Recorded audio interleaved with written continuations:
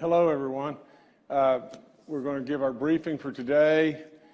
To be perfectly honest, I hope like crazy that we don't have much to report, but that's not the case again today. We've had several different briefings already today. We did an 11:30 briefing with the Vice President and the President, with all the governors and with all of us on the call. And there was a lot of information, that came out of that meeting, and we surely appreciate our President and our Vice President by having those on a weekly basis, and if not sooner when we need to talk to one another. I have to report that we have had our first death in West Virginia. And I hate this so badly. I mean, it's almost inevitable, but Kathy and I have had all kinds of prayer, especially prayer for all the loved ones of this person that passed away. And we expect everyone, to have them in their thoughts and their prayers, and be very respectful to the families for their private time and all that. But I can't tell you how great West Virginians are doing and how much work there is going on around the clock, especially from our healthcare community. And if you could just always just remember just this, that while if you're looking at just statistics, we could have many deaths and still, as a state, look like we're doing really good, but from my standpoint, a death is not good. And so, but I can tell you this, that if you're feeling the least bit sick, I want you to call somebody and act promptly, act vigilant in every way.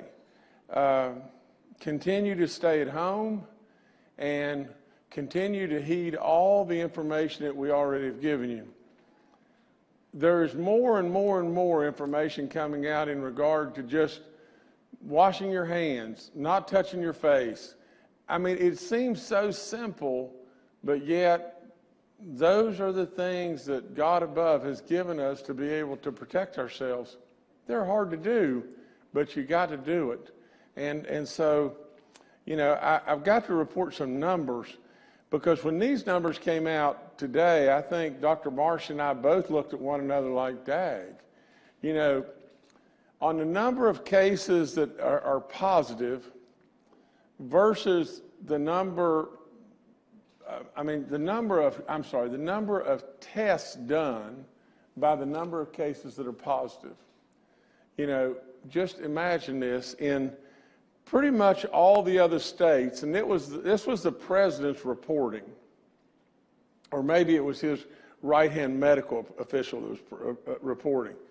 But in most all of the other states, you're running at a percentage basis of about 8 to 10% across the board, all throughout our country.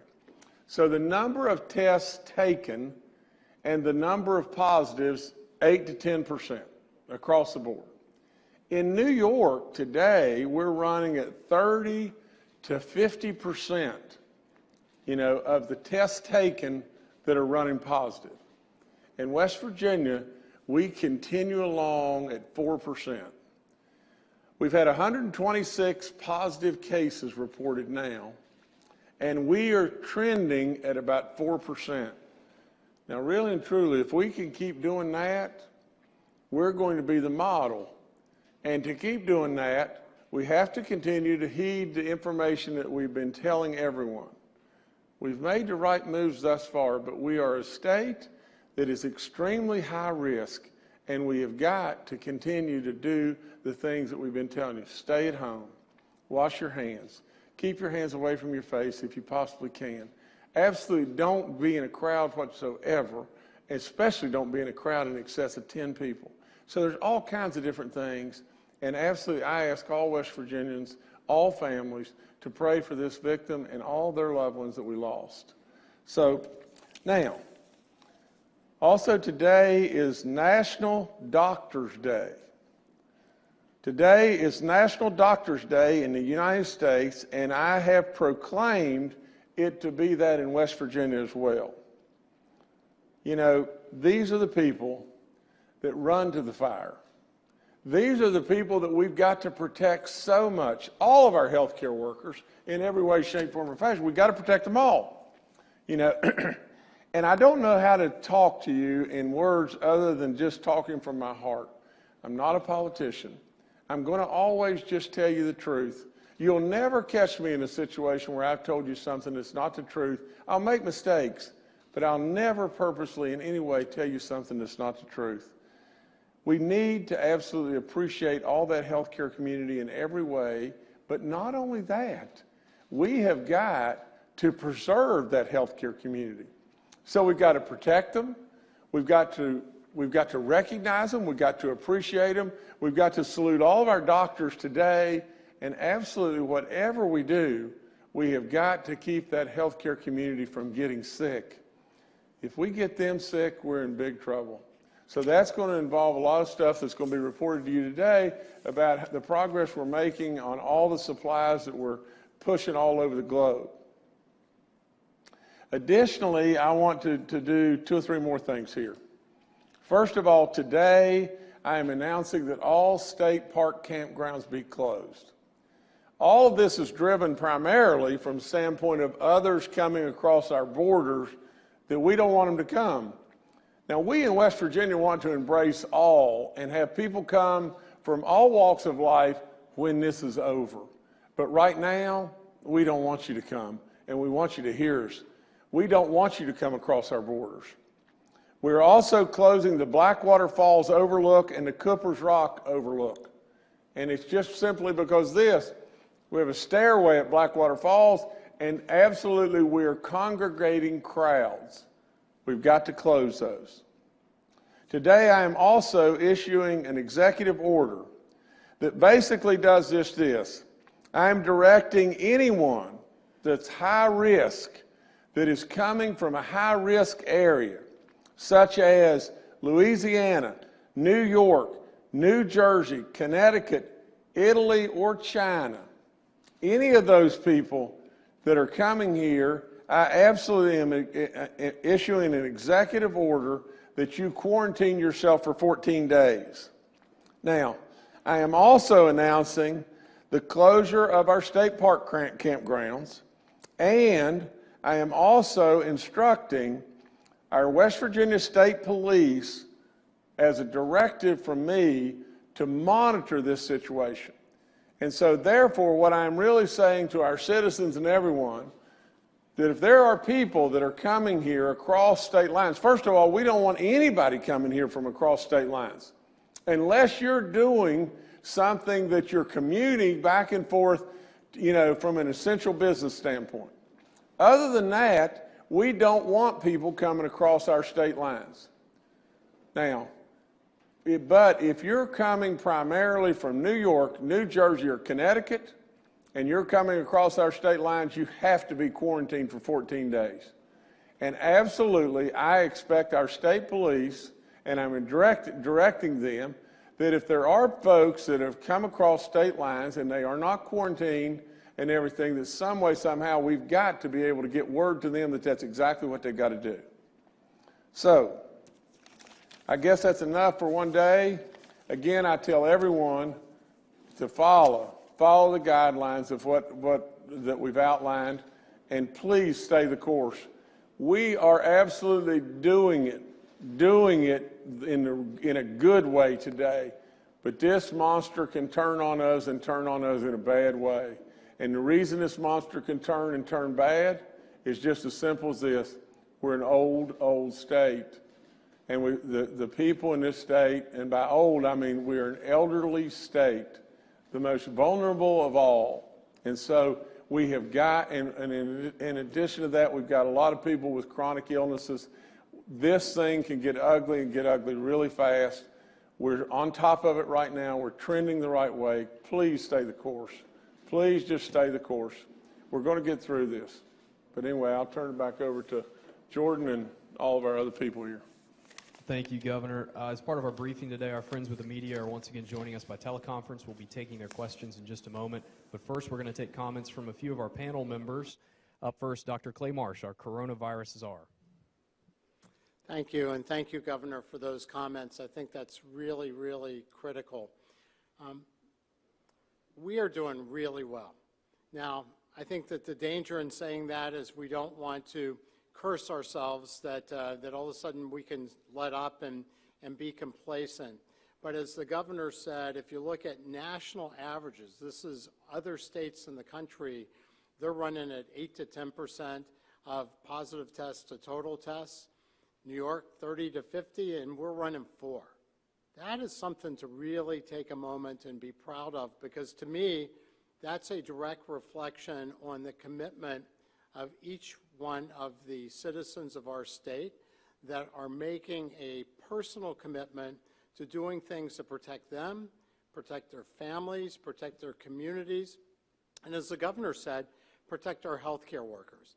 And I join the governor in congratulating and thanking our doctors on National Doctors Day, but I also want to extend that to our nurses, to our other healthcare workers, to our essential workers, to people that are on the front lines, our first responders, the people that go and run toward the fire, as he said, are the heroes of today. And what we want to do as a state is to protect them, because again, we know that if we do all the right things and we reduce that surge by staying in our homes and doing exactly what the governor has instructed us to do, then we are going to make it through this. And if we can do that at 90% level for people in their communities, we'll do it just fine. And so I think that we've done great, and people are very much committed and responsible, but we need to keep it up, and we need to make sure that we are holding our neighbors responsible for doing this too. And this is not just a sprint, this is a longer race. And we are the state that is the only state in the country right now, in my opinion, that has the ability to turn this from a potential crisis and disaster to make it so that we can live as we have enjoyed up until the coronavirus crisis. And I want to say one more thing.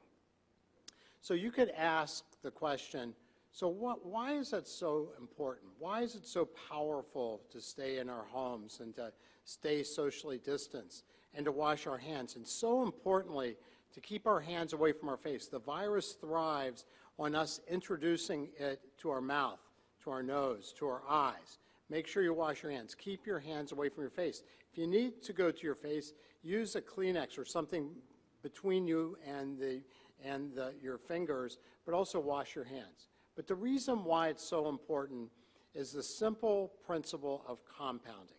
And so we know that if somebody puts money in the bank when they're really young and then stops after a little bit and lets it go for a number of years, they end up with a ton of money.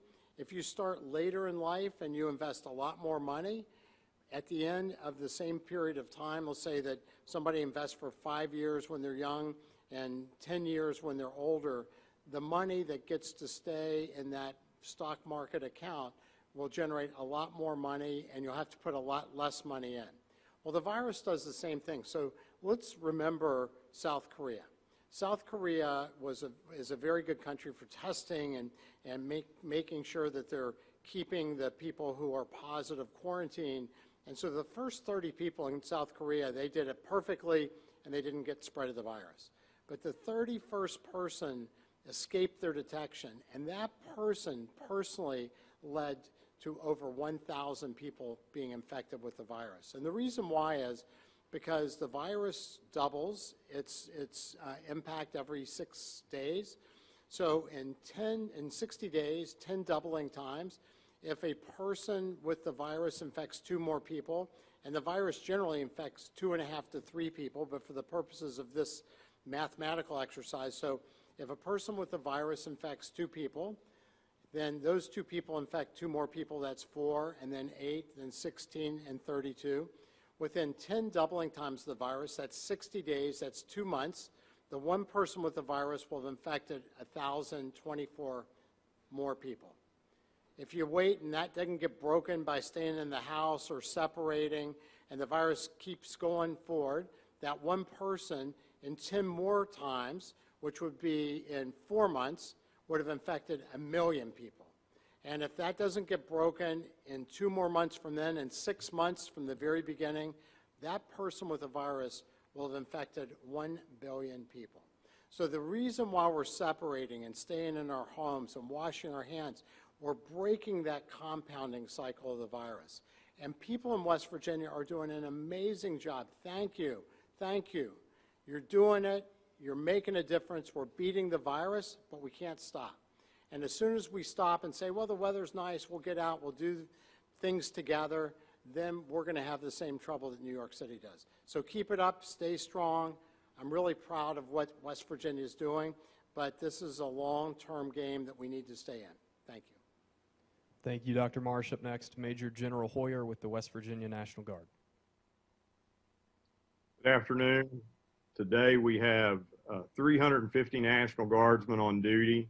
We have 2 personnel in Ohio County today working with the Emergency Management Office to address some minor flooding that has occurred there. We continue to work the efforts with the prototype mask so that we can potentially make masks here in West Virginia on our own. We are working also with the network of folks who are out there making masks now. As the governor pointed out, our effort is towards protecting our healthcare workers and other key essential personnel, but we want to make sure before we would go into any large-scale production, we would make sure that we have the right mask and the right filters in place. So I ask you to be patient with us on that effort. We started testing support for drive-thrus in Huntington today. Tomorrow we begin working with retailers, with convenience, as well as restaurants on additional sanitation and hygiene training and decontamination training for supplies that are coming in from around the country. We also have distributed 7 refrigerated trucks to help with the food supply effort for our children, and additional soldiers to work with the Second Food Bank to help with our efforts there. In addition to that, we continue to work the supply chain issue, trying to source worldwide. We do anticipate a shift from FEMA, from the national stockpile. You'll get more information on that as it comes out later today, and more detailed information will be provided in the National Guard roll-up at the end of the day. In addition to that, we also are receiving from Dow Chemical 40,000 pounds of hand sanitizer that will be distributed over the next several days. And we also have our 7th team in place, the epidemiological effort that's going on. And today, one of those teams delivered a key specimen for an acute care patient to the state lab to improve the timeliness of the test result to address that for that individual person. The last thing I would leave you with is, over the past several days, Governor Justice and our 2 United States senators have worked very hard to do 2 things for us. One is to help us get additional waivers from U.S. Department of Agriculture to help with our food feeding program for our children. That was received this morning. In addition to that, over the next 48 hours, we believe we will have a new funding initiative in place to federally fund our National Guard personnel and give them additional protections through a federal duty status. And we as the Guard greatly appreciate that. Last thing I would leave you with is, on behalf of the Guardsmen, as the governor and Dr. Marsh have pointed out, those who are out there on the front lines, we greatly appreciate those citizens who are paying attention and working through this with us so that we can break the chain on this virus. Thank you. Thank you, General. Up next, Secretary Bill Crouch and Dr. Kathy Slip from DHHR. Thank you. This is Bill Crouch. I just want to say thank you to our essential workers and remind them that they are really the ones that are out traveling. If folks are out now, you'll see very few cars, very few people on the streets. But these are the folks who are taking care of services that need to continue. but you're also the ones out there that if you have symptoms, if you develop a fever and you develop a cough, please stay home, call your healthcare provider, because we want to keep you safe out there as well. So we thank you for what you're doing. I'll speak briefly to epi investigation and to lab testing. The Office of Epi and Prevention Services with both WVU and the National Guard are really working on developing a more public-facing dashboard that has more additional data available to you. We actually have some analysis already done of testing data and positivity data as of 10 o'clock last night that you'll see posted on the website as a PDF document this evening, is my understanding. And I can speak to some of that here if you'd like to, moving forward, if there are questions on that. We have, as General Hoyer mentioned, the public health regional epidemiologists with National Guard teams of 4 have been deployed to 6 regions to support local surge capacity for outbreak investigation and contact tracing. So they are working together as a collective public health system. In terms of labs, we are, as you know, there's rapidly changing lab technologies becoming available around the country. And so we are working with a team at a strategic level to assure 2 things. How do we best diversify the systems across our clinical diagnostic laboratory network so that we aren't caught by individual reagent shortages with any one technology? And then how do we best acquire and utilize some of the new rapid point-of-care testing, both for field and outbreak investigation purposes and also to maximize our workforce's ability to get back to work for essential service employees when they are ill. Last thing is a thank you to Marshall University, who has very nicely manufactured for us viral transport media that's going to begin to expand our ability to send out testing viral transport media collection kits to communities to support the outbreak investigation and work that's underway. So thank you.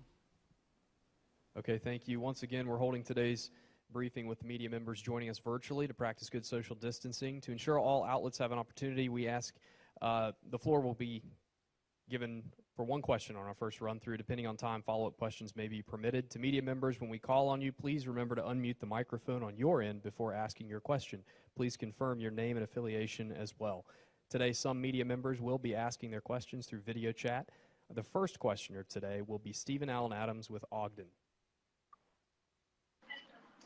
Yes, Stephen Adams, Ogden Newspapers here. Could you go into more detail about the conversations that you had with President Trump and Vice President Pence earlier today? I know a number of things are being discussed. 4th package, the issues facing state. Could you go into more details about that? Any more details about supplies? Okay, Stephen, I got, go into more details about my conversations with President Trump and Vice President Pence, but then it broke up. Tell me the rest of your question, please. That's basically it. I specifically pointed out the fact that there's issues being talked about in regards to a 4th coronavirus package. And an additional question on top of that, you're talking about the self-quarantine for people coming into the state. How is that going to be enforced? Okay, well, let me get, I didn't get the part about the package. No, the package was... The package part was cut off. If you do that one more time, I'm sorry.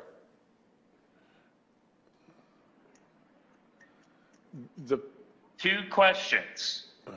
Question number 1 is about what the president and the vice president are talking about this morning, particularly in regards to a 4th stimulus package that's being considered, and also how would you enforce the self-quarantine that you just talked about? Okay, I've got it now. Okay, from the standpoint of the self-quarantine, here's what I would hope would happen. First and foremost, I really want everyone to understand that if you come to this state from New York, New Jersey, or Connecticut, we expect you, point blank, to quarantine yourself for 14 days. Now, if you come here and you choose not to do that, and we find out about it, we're sure going to ask our state police to check in on you.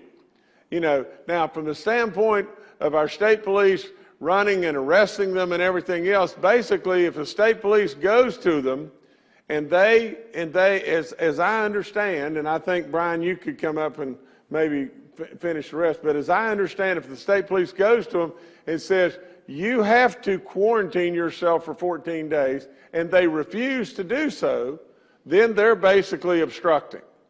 And so the net of the whole thing is just that.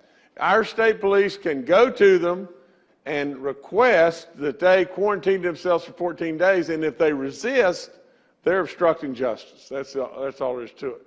Now, as far as the other thing, you ask about a fourth phase of the stimulus package. Well, that's still all up in the air. But what we all need to do is know just this. Our federal government and our state, but especially the federal government, is trying to make us whole economically, especially the workers. But as far as small businesses, they have packages that are designed in a lot of different ways. And I'm going to misspeak a little bit in this because maybe I'm a little bit off on one thing or another. So I would highly encourage all the people that are involved in small businesses to look at this stimulus package and dissect it in every way. In addition to that, we're going to have our people here put out our, basically all the results of what we think the stimulus package is going to do. And then right behind all of that, we're going to have people here that can answer questions and direct them in the right way. The bottom line of this is there's many, many, many tentacles of this stimulus package, and it works a lot of different ways and everything, but the net of the whole thing is just simply this. The one thing that's right off the top that I believe is available is if you have a payroll, you're expected to be able to draw money and pay that payroll and draw that money at a rate of 2.5 times what your payroll is for 8 weeks. And then that loan will be 100% forgiven. So like I said before, there are so many different facets of it. Don't absolutely run to the bank with exactly what I'm telling you here, but I am telling you the government is trying to make us whole, and the government fully realizes that a phase 4 may be necessary. Okay, thank you, Stephen. Up next, Mark Curtis with WOWK. Governor, Kanawha County Commission President Ken Carper is asking you to not hold the May 12th primary, at least the in-person voting. He wants it all done by absentee ballot. He's concerned that with 9,000 poll workers in the state in polling places that are very confined spaces with a lot of voters, you're putting a lot of people at risk. And so he wants to see the May 12th primary delayed or scrapped entirely and just do it all by absentee. Your thoughts? Well, I would only hope this. I would only hope that that opinions that come in are not politically driven. But the other thing is, believe me, we're on top of and very aware, of poll workers and we're not going to endanger anybody, or we're surely not going to try in every way, shape, form, or fashion to not endanger somebody. But with that being said, we are very aware, and with the president extending till April the 30th, because the wave was moving like maybe in parts of this country, not necessarily West Virginia, but in parts of this country, we're going to open back up at Easter. I thought that was ambitious and everything, but with all that said, with the new approach that we're going to be shut down until the end of April, with a primary, less than 2 weeks away, we're considering all options at this point in time, and we'll let you know very soon, from the standpoint of the possibility of an extension. Thank you, Mark. Up next, Phil Kabler with the Charleston Gazette-Mail. Talking about the new testing alternatives, have we looked at the Abbott 10 Now test and regarding the availability and use of that? Clay Marsh.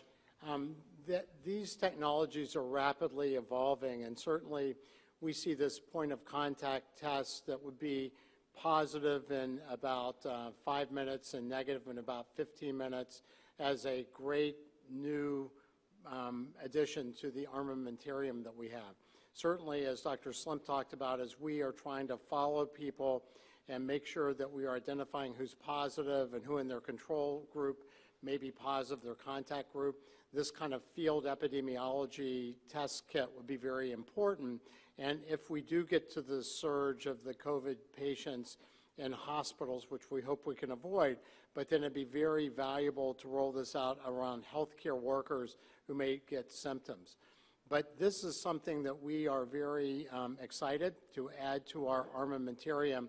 But this is a single tool, and what we want to do is expand the capacity that we have using multiple different tools. Because one thing that we found is everybody has tried to expand testing so dramatically.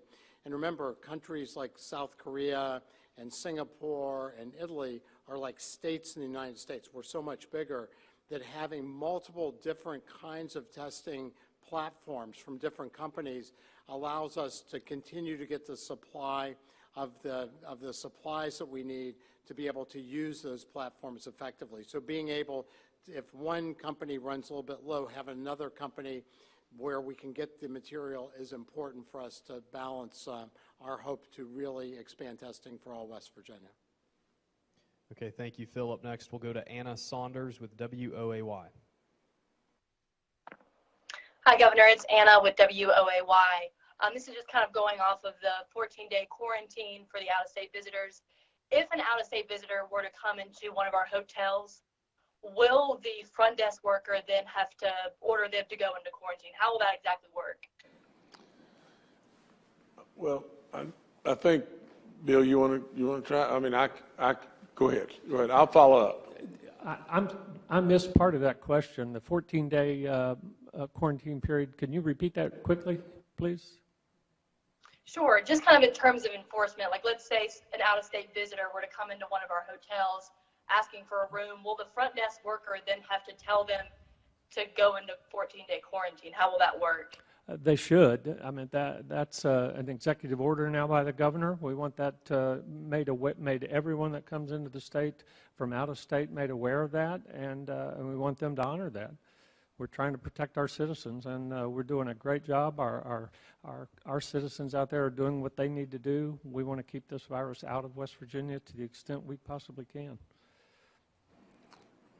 And my follow-up on that would be the the traffic that's moving through from the standpoint of our trucks or whatever that are moving through. We surely don't want to be restrictive in any way, shape on that. You know, so all that moves, and that's not what we're referring to.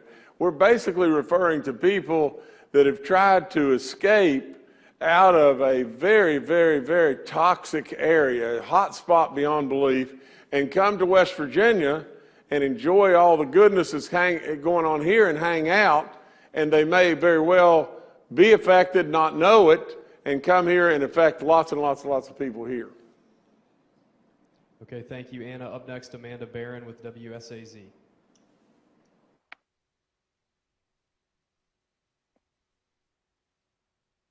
Looks like we may have dropped Amanda. We'll go next to Anthony Izaguirre with the AP. Sorry, technology. Okay. Amanda, we've got you. Anthony, we'll take you next.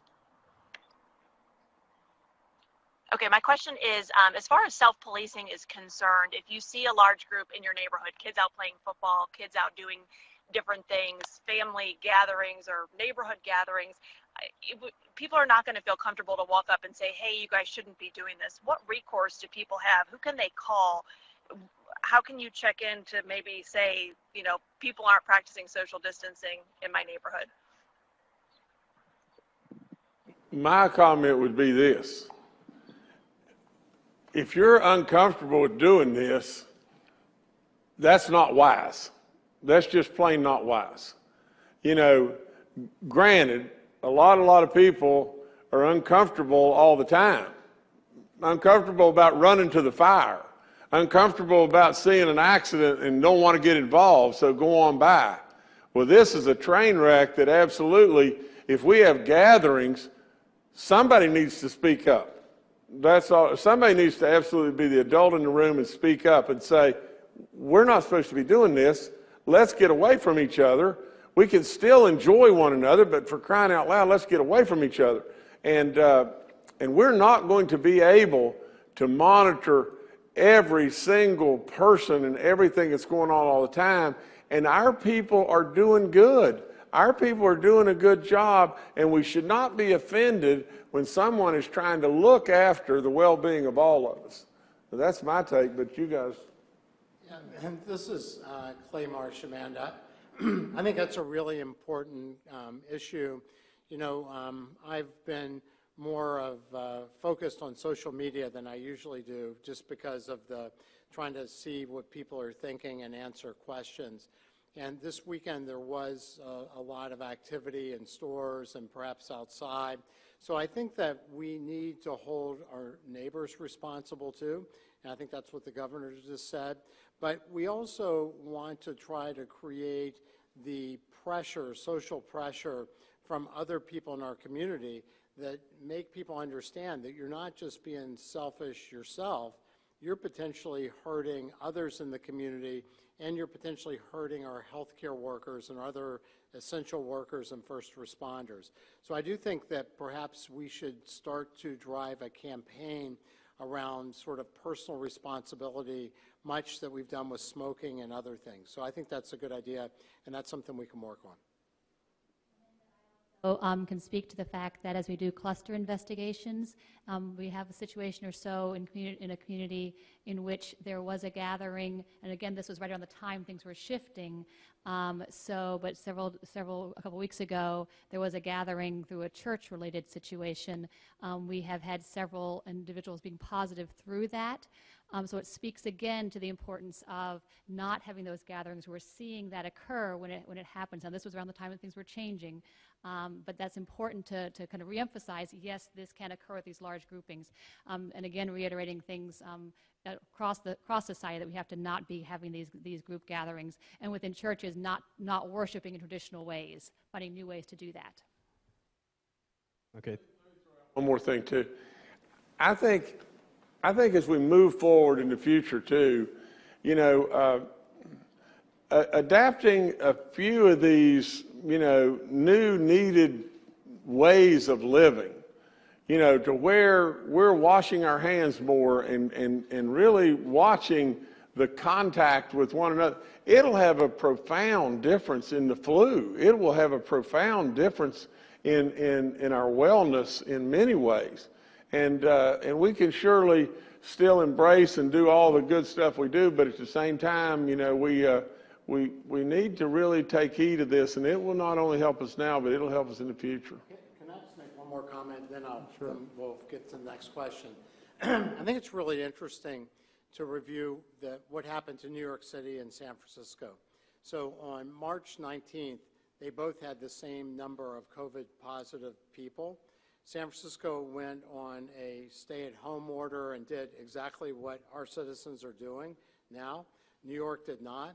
6 days later, San Francisco had 1,023 positive, COVID positive people.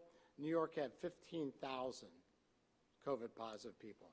So this impact of this compounding time is so powerful. So Amanda, I think what you're asking is so important.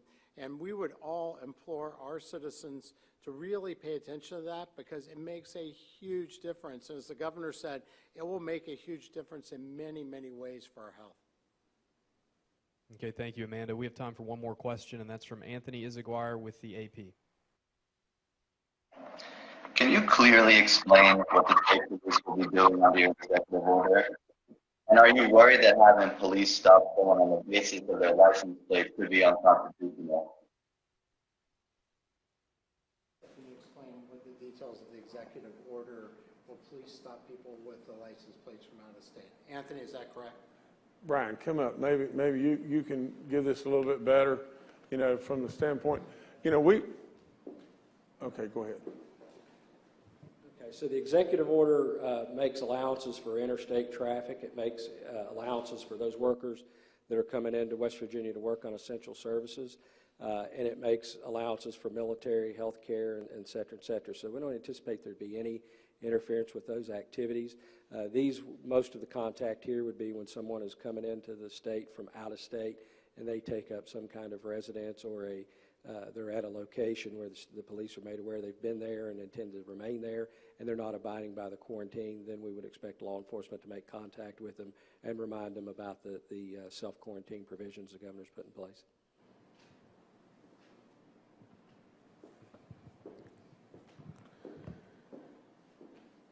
Well, again, to end it up, I would just ask, as Kathy and I have done, but I would ask your prayers for the person that we lost, and I would ask you to stay the course in every way. Our president and vice president today outlined a lot of different stuff. You know, there is a shortage of protective supplies. It is a nationwide shortage, which every governor is, or every person is screaming for you know, protective materials and supplies, and we're making real headway there, and we're finding sources that are not only from our federal government, but sourcing the whole world. So with all that being said, every day that goes by, every day that we stay at 4%, we're getting better. Please stay the course, and please listen to all these great health officials because they know what they're talking about and everything. We've pushed the right buttons so far, and let's just keep on pushing the right buttons as West Virginians, and I thank you. I thank you from the bottom of my heart for all that you're doing. I know it's a terrible inconvenience, and I apologize in every way for that. And the other thing is, I want you to really research and look really hard at all the stimulus packages coming and all the economic ways that you can be made whole. And we're going to do the same thing and supply that information to you. But thank you again, and God bless.